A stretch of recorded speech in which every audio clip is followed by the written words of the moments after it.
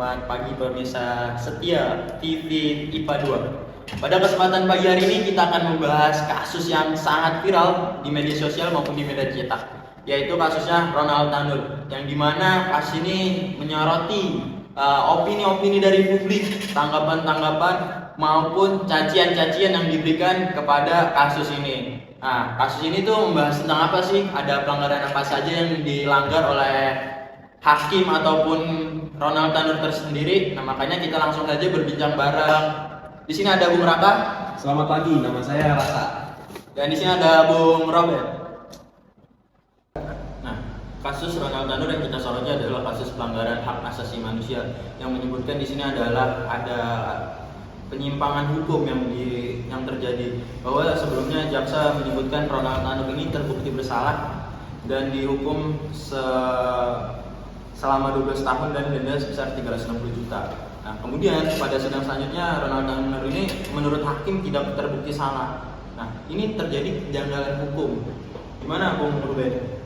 Ya, menurut saya ini sudah pasti, yaitu adalah kejanggalan hukum. Ini sudah jelas banget buktinya dari rekaman CCTV, dari luka yang pada ada korban, itu sudah terbukti. Dari situ juga ya siapa lagi yang melakukannya itu selain Ronald Tanur sendiri. Nah, kemudian yang disoroti dalam pernyataan ini adalah apakah hukum yang tadi terjadi itu berubah-ubah karena faktor ayahnya Ronald Tanur ini seorang anggota DPR RI.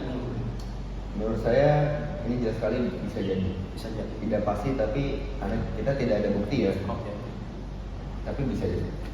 Tidak pasti tapi bisa saja terjadi penyalahgunaan kekuasaan, sehingga punya kekuasaan karena bapaknya seorang anggota DPR bisa mengubah-ubah ataupun mengobok-obok hukum.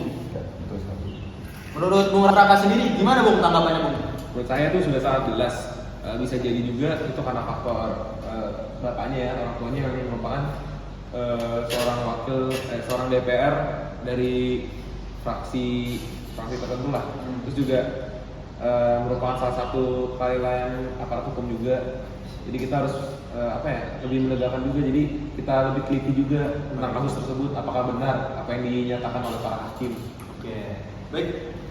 Yang saya dengar di sidang selanjutnya yang menentukan bahwa kuasa hukum dari Ronald Tanur ini menyebutkan tidak ada bukti yang konkret ataupun bukti yang pasti. Mereka menyoroti bahwa CCTV itu tidak mengenai semua bagian yang dilakukan oleh Ronald Tanur ataupun kejadian yang disorot itu tidak termasuk ke dalam CCTV. Jadi kameranya tidak terlalu menyorot ke sono. Apakah ini bisa menghilangkan bukti-bukti sehingga Ronald Tanur itu bisa dipastikan tidak bersalah? Gimana Bung Raka? Oke, perlu adanya dari para saksi-saksi yang sekitar, seperti kan yang diketahui kan mereka dari tempat karaoke kan. Perlu adanya saksi-saksi daripada si kasir tersebut ataupun para teman-temannya juga, seperti itu sih. Pegawai juga yang melihat mereka. Baik.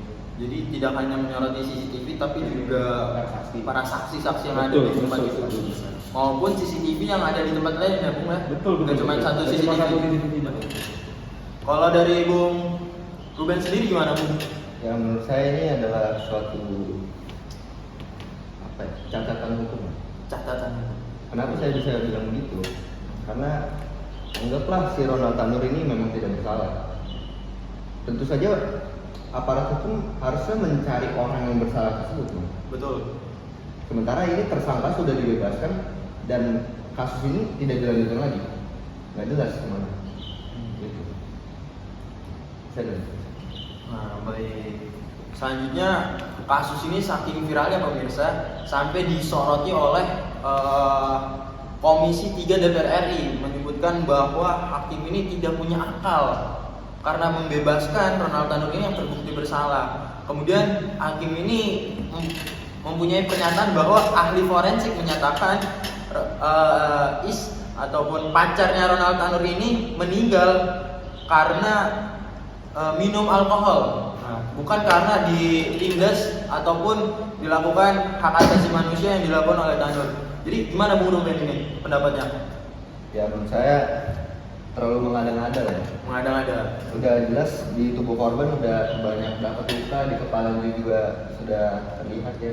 Jadi bukti-bukti yang ada ya udah jelas dong korban itu meninggal karena faktor apa. Gak mungkin tiba-tiba karena faktor tersebut. Oke. Saya masuk akal lagi.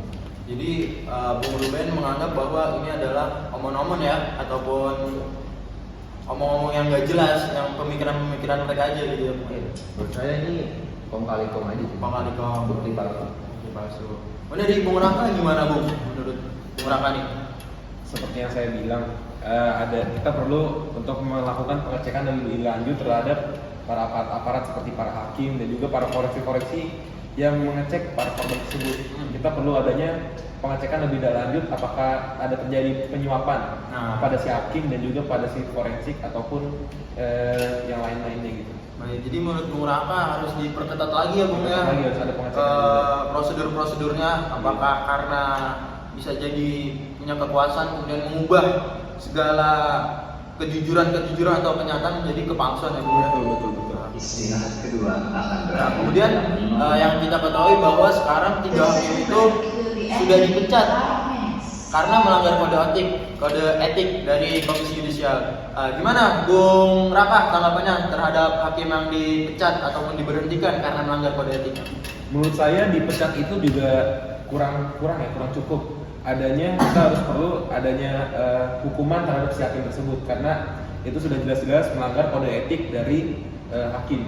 Jadi kita harus ada hukuman terhadap hakim tersebut karena telah menggoyahkan hukum. Tidak hanya dipecat berarti Iya. ya Bung, bisa jadi dipidana karena kelalaian ya Bung ya. Betul sekali. Baik. Terus untuk Bung Ruben gimana Bung tanggapannya Bung? Yang menambahkan saja yang menurut saya ini seperti cicak aja yang meninggalkan ekornya, yaitu ekornya itu ya tadi yang hakim-hakim itu udah dipecat ya, tapi badannya udah lepas, tersangka utamanya itu udah lepas. Jadi fungsinya apa kita pecat hakim tapi nyatanya hukum di Indonesia masih begitu. Nah, jadi itu seputar tentang kasus singkat Ronald Tanur yang terjadi.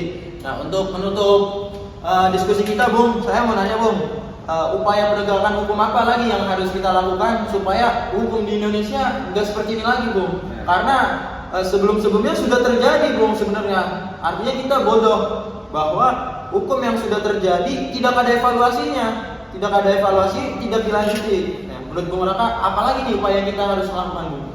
Oke, menurut saya kita harus adanya pergantian seperti para anggota dewan juga untuk menegakkan hukum seadil-adilnya. Hukum ini sangat tidak adil bagi para rakyat-rakyat di Indonesia. Betul. Karena seperti itu, jadi kita harus mengubah dan merevisi semua para aparat hukum yang ada di Indonesia. Merevisi yang dalam tanda kutip yang bermain-main ya, Bung, ya? Bermain-main. Nggak semuanya ya, Bung, ya? Nggak semuanya. Nggak semuanya. Ya, baik. Tuh, Bung Ruben, gimana, Bung? Ya menurut saya perlu adanya hukum yang lebih keras lagi, dan tentunya ya penegakan hukumnya harus jelas. Tentang hukumnya harus jelas. Karena yang sekali lagi pemirsa yang kita ketahui bahwa ketika rakyat-rakyat biasa ini melakukan tindak pidana, tapi hukumannya sangat berat sekali pemirsa. Seperti kasus yang nenek-nenek yang kelaparan, yang mencuri singkong itu di penjara berapa, Bung? 10 tahun ya? Iya. 10 tahun penjara itu nggak sebanding bahkan dengan putusan pengadilan ini memutuskan bahwa 12 tahun saja menurut saya nggak adil, Bung. Harusnya balas dengan hukuman. Biasanya hukum untuk pembunuhan itu kan 20 tahun penjara. Iya. Jadi menurut saya ada kekerasan juga. Menurut saya 12 tahun dihukum saja, menurut saya hukuman ke Ronald Tanur ini hakim ini juga cacat, Bung. Betul. Hukumnya cacat. Jadi gitu aja pemirsa pembahasan kita tentang Ronald Tanur. Nanti kita lanjut lagi dengan kasus-kasus yang lebih menarik. Terima kasih Bung Raka, terima kasih Bung Ruben. Sampai ketemu di acara selanjutnya. Selamat pagi.